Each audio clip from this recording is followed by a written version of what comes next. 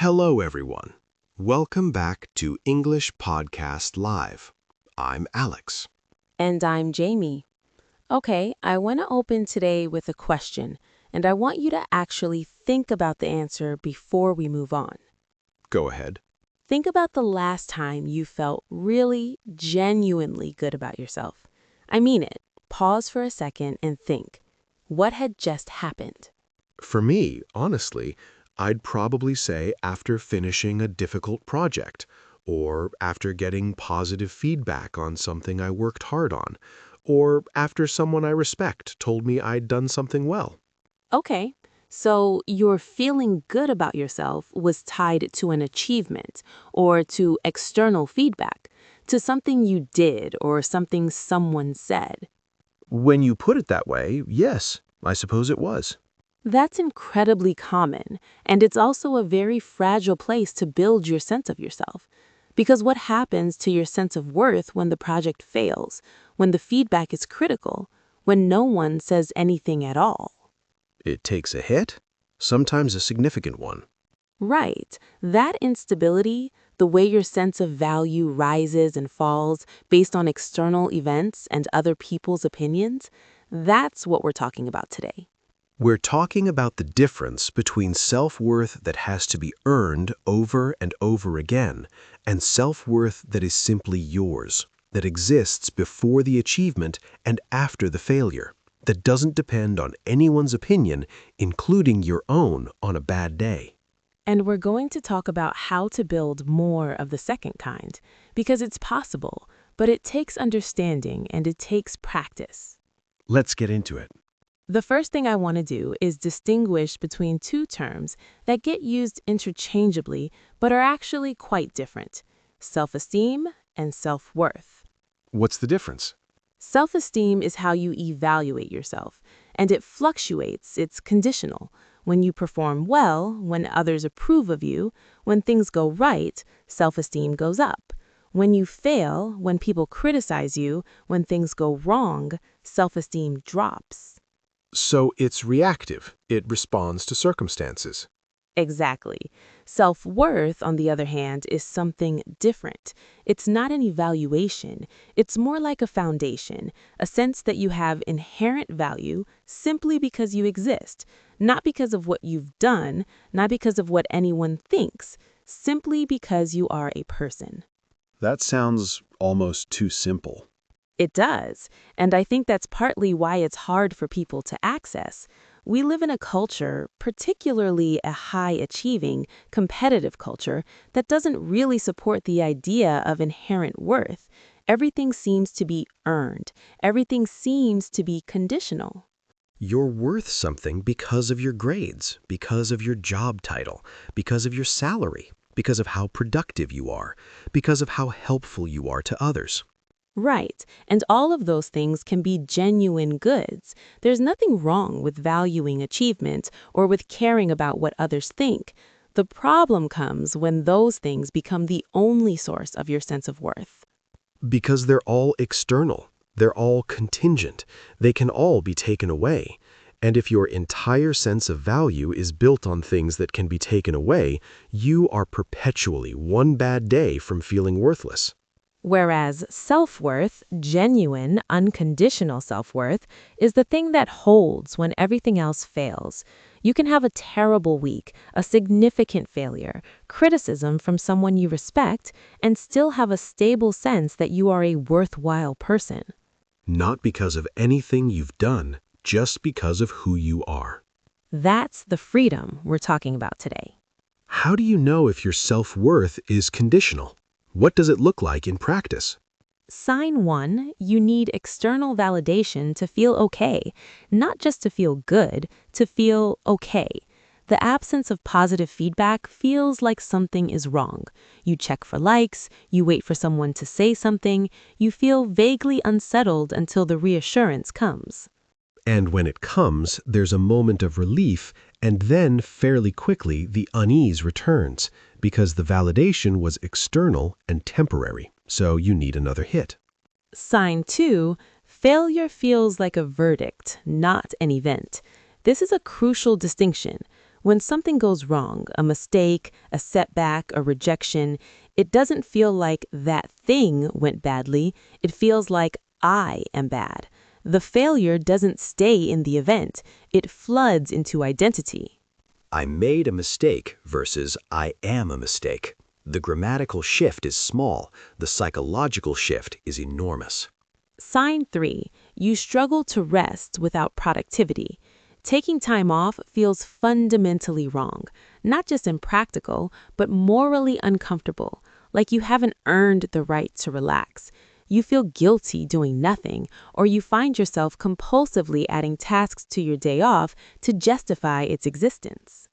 The implicit belief you're only acceptable when you're useful, when you're producing, when you're contributing. When you stop doing that, what are you worth? Sign 4, you're deeply destabilized when you disappoint someone. Not just regretful, genuinely destabilized, as if the relationship cannot survive you having been imperfect, as if one disappointment might mean the loss of the person. This is often rooted in early experience where love really did feel conditional, where disappointing someone meant losing something important, and the adult brain, which has learned to be very good at predicting social threat, applies that old learning to current situations. Sign 5. Your inner critic is significantly harsher than you would be toward anyone else. The standard you apply to yourself, you would never apply to a friend. The words you use about yourself in your head, you would never say them to someone you care about. I'm so stupid. I can't believe I did that. Everyone must think I'm an idiot. I'm such a failure. Imagine saying those words to a close friend who had just made a mistake. You'd never do it. And yet we say them to ourselves without much thought. Sign 6. Imposter syndrome. Even when you have objectively succeeded, even when the evidence of your capability is right in front of you, there's a persistent, nagging sense that you got lucky, that you fooled everyone, that at some point they're going to realize you don't belong where you are. Imposter syndrome, at its core, is not a competence problem. It's a self-worth problem. If your sense of value depended on your performance, then success feels like borrowed time rather than evidence, because you know, somewhere, that the performance could change. And if the performance changes, so does your worth. So the fear never fully goes away. Where does conditional self-worth come from? Because it doesn't appear from nowhere. For most people, it was learned early. Conditional self-worth usually develops in environments where love, attention, or approval felt explicitly or implicitly tied to behavior or performance. This can look very different in different families. Some families are explicitly conditional. Praise is given for achievement, withdrawal or criticism follows failure. The message is clear, even if unspoken. You are more loved when you are performing well. But it can also be much subtler. A parent who was simply more engaged, more present, more warm when you were excelling, and who withdrew slightly or became preoccupied when you struggled without any explicit criticism. Or a school environment where certain students were consistently held up and celebrated, the high achievers, the athletes, the socially confident, and others were not. And you learned, over years, that worth was something distributed unevenly, that some people had more of it than others, and that it was earned. Cultural and social messages compound this. We live in cultures that celebrate success, productivity, status. The question, "What do you do?" asked within the first 30 seconds of meeting someone, reveals how much we organize our sense of others' worth around their function and output. None of the people who shaped these environments were necessarily bad people. Parents who parented this way were often doing the best they could with the models they themselves had learned. Teachers were operating within systems that valued certain kinds of performance. Cultural messages are broader than any individual. This isn't about blame. It's about understanding. Because you can't change a pattern you can't see clearly. And once you see where it came from, it becomes something you can consciously work with, rather than something that just runs in the background, shaping how you feel about yourself. Okay, the core of today's episode, how to actually build unconditional self-worth. And I want to say upfront, this is not a quick fix. This is real work, but it's absolutely possible. Shift 1. Consciously separate your being from your doing. This is the foundational shift. Your worth is not your productivity. You are not what you produce, what you achieve, what you contribute. You are a person, and persons have worth simply by virtue of being persons. This sounds obvious when you say it out loud, but really absorbing it, letting it actually change how you treat yourself, is much harder than understanding it intellectually. A practice. At the end of a day where you accomplished nothing, a sick day, a day where you were exhausted and did the bare minimum, ask yourself, am I worth less today than I was yesterday? Sit with the question. Most people, when they really think about it, know the answer is no, but they don't feel it. The practice is working toward the feeling. Shift 2. Practice self-compassion. And I want to be specific about what self-compassion is and isn't, because the term gets misused. Self-compassion is not self-pity. Poor me, nothing ever goes right. It's not self-indulgence, making excuses, avoiding responsibility. It's not lowering your standards. It's something much simpler, treating yourself with the same basic kindness and understanding that you would extend to a good friend in the same situation. Nothing more, nothing less. When you fail at something, a good friend would say, "That's really hard. I'm sorry it didn't work out. What do you think happened? What can you learn from this?" They'd acknowledge the difficulty, they'd validate the feeling, and then they'd gently orient toward the future. They wouldn't say, I can't believe you did that. You always do this. You're so stupid. What were you thinking? And yet, that's often the voice we direct at ourselves. The research on self-compassion, and there's a lot of it, led by psychologist Kristen Neff, consistently shows that people who treat themselves with more compassion when they fail actually perform better over time, not worse. They recover faster. They're more willing to try again. They're less paralyzed by the fear of failure. The inner critic doesn't make you better. It just makes you suffer more. Shift 3. Stop outsourcing your worth. Start noticing the moments when you're seeking external validation, and gently, without judgment, redirect. Instead of posting something and anxiously checking for likes, do I feel good about this? Does this reflect something I genuinely wanted to express or create? This doesn't mean ignoring feedback. Feedback is useful. Other people's perspectives are valuable. But there's a difference between seeking feedback as information and seeking validation as a source of your sense of worth. Information is useful regardless of whether it's positive or negative. Validation only works when it's positive, and even then, only temporarily. Shift 4. Make commitments to yourself and keep them. Self-worth is partly built through your relationship with yourself, and like any relationship, it requires reliability. Every time you make a commitment to yourself, I'll take a walk today. I'll speak up in that meeting. I won't respond to that message when I'm tired and reactive. And you follow through, you send yourself a message. I can be counted on.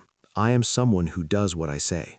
And every time you break a commitment to yourself, even a small one, you send the opposite message. It's not catastrophic, but accumulated over time, unkept commitments erode your internal sense of trust in yourself. Start very small. Commitments you know you can keep, and build from there. Let's get specific. Daily practices that actually help build this over time. Practice 1. The morning self-check-in. Before you pick up your phone, before you think about what you have to do today, take 60 seconds to simply ask, how am I feeling right now? Not, what do I need to accomplish? Not, what are people expecting from me? Just, how am I? It sounds almost too simple, but the act of checking in with yourself, of treating your own internal state as something worth noticing, is itself a small act of self-worth.